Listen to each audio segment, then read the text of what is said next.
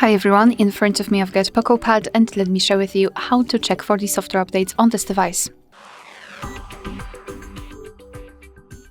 So first of all, make sure that we've got the internet connection because it is required, and then let's enter the settings.